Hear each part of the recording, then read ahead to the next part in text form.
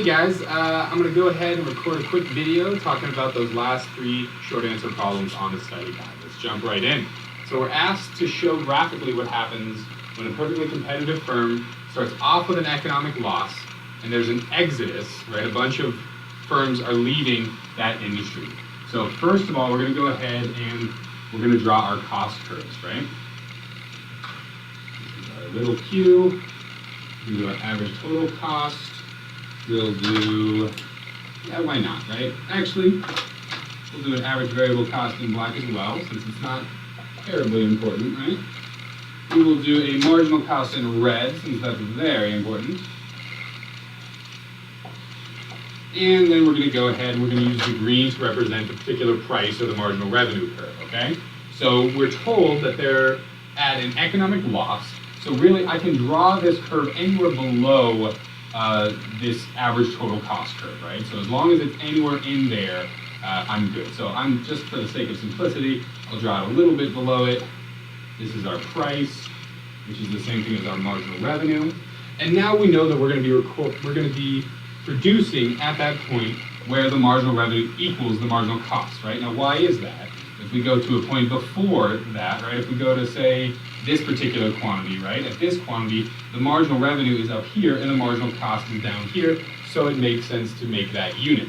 If we were to, say, instead go over here to a place after that intersection, right? Where the marginal cost is up here, right? And the marginal revenue is down here, it doesn't make sense to actually make that unit, right? And so we would never consciously choose to make that extra units.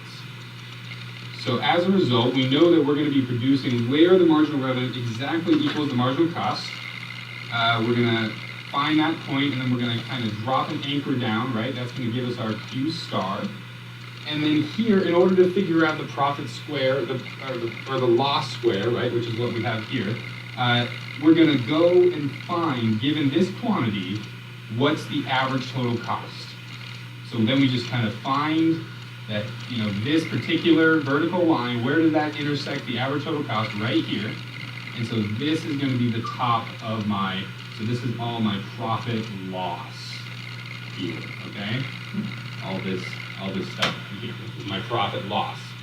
So now I'm asked, well, what happens when there's an exodus of other firms in that industry? Okay, so we're set up in terms of, here's the initial setup, now what happens? So in order to do that, we need another graph, right? So we need the market graph of price and quantity, right? So if this is the individual firm, this is the market.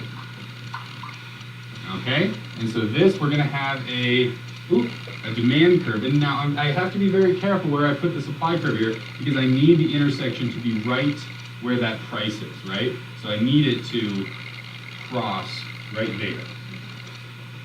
So that my equilibrium price for the market is, you guessed it, the same as the price that that individual firm is using in their optimization decision and profit calculation or loss calculation, as we see this time, right? So at this price, it's too low for this firm to make any particular profits. We think that, you know, in perfect competition, they're pretty much the same, right? So as a result, there's going to be a lot of firms that are losing money. These firms are losing money. Why would they stay in business if they're losing money in the long run? So they're going to go ahead and there's going to be a shift of the supply curve. It'd be helpful to label the supply curve. There's going to be a shift of the supply curve inwards.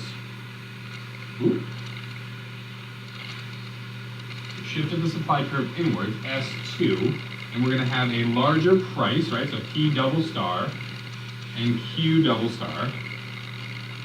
And that's going to give us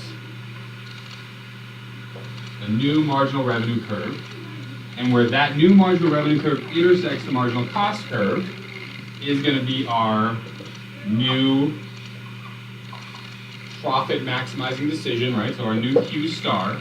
So the quantity is going to increase as a result. The individual quantity sold will increase as a result of the firms leaving, right? Even as the firm quantity, or the kind of market quantity decreases, right?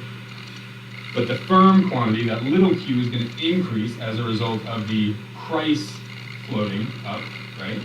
And at this new particular price, Now if we wanted to calculate the profit and loss, or profit, we'll find that where does this particular dashed line intersect with the average total cost? Right here. So that's going to be the bottom now instead of the top of my rectangle.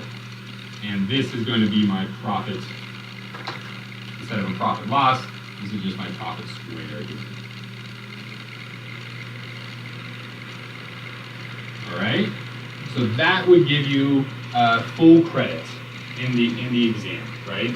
In terms of, you have, I guess we would probably need this to be P1 star and this to be P double star, but we have the axes labeled, we have the initial curves, we have the initial equilibria, we have the kind of reflection of the price on the market to the individual curves.